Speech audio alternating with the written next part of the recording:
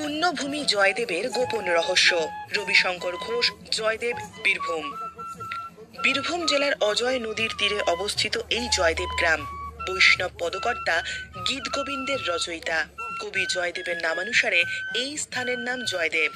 প্রতি বছর 30শে পৌষ ভোরে মকর সংক্রান্তিতে কদম্ব খণ্ডির ঘাটে লক্ষ লক্ষ মানুষের সমাগম ঘটে। এই বিশেষ ক্ষণের মহত্ব সাধারণ গ্রামবাসী ছাড়াও সাধু বৈষ্ণবদের কাছে এর ইতিকথা শোনা যায় যে গঙ্গার জোয়ারের জল অজয় নদে প্রবাহিত হয়ে জয়দেব কেন্দুলির অজয়ের কদম্ব খণ্ডির ঘাট পর্যন্ত উজানে আসত।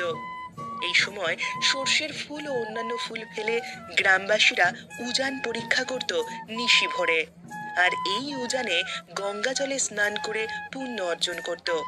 এটাই পরম্পরা আকারে চলে আসছে কবি জয়দেবের আমল থেকে। সাধু মহাত্মদের কথা, তাদের উদ্দেশ্য জয়দেবের এই পুণ্যভূমিতে এসে নিজ নিজ আত্ম উন্মোচনের চেষ্টাকে আরো ত্বরান্বিত করা। জয়দেবের পুণ্যভূমির মহিমার গোপন রহস্য।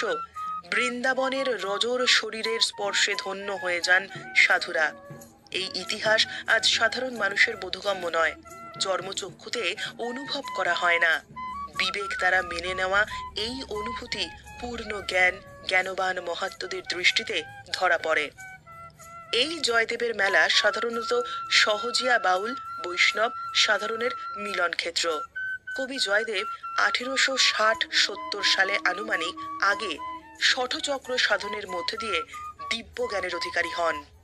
এই 30শে পৌষ সংক্রান্তিতে কবি জয়দেব কুলকুণ্ডলিনী শক্তিকে জাগ্রত করে শঠচক্রের মধ্য দিয়ে সহস্র চক্রে পৌঁছেছিলেন। বাউলের ভাষায় ছাঁচানি জল মকর চায় মারা, অর্থাৎ পরমাত্মার সঙ্গে জীবাত্মার মিলন এবং অলৌকিক শক্তির অধিকারী হন। এই বিশেষ দিনে ওই শঠচক্রে ও সহজ সাধনার মধ্য দিয়ে আজ বাউল ফকির দরবেশ সাই সম্প্রদায়ের সাধু মহান্তরা অবিরাম চেষ্টা চালিয়ে যাচ্ছেন এই পূর্ণভূমিতে এসে। পুণ্যভূমির মহিমা সাধারণ লোকের বোধগম্যের বিষয় নয়। আধ্যাত্মিক জগতের জ্ঞান খুব সূক্ষ্ম, যা দিব্য জ্ঞানবান মহাত্মাদের গোপন রহস্য উন্মোচন করেন জ্ঞানবান শিষ্যের মাধ্যমে, যা আধুনিক বিজ্ঞানের চোখে ধরা পড়ে।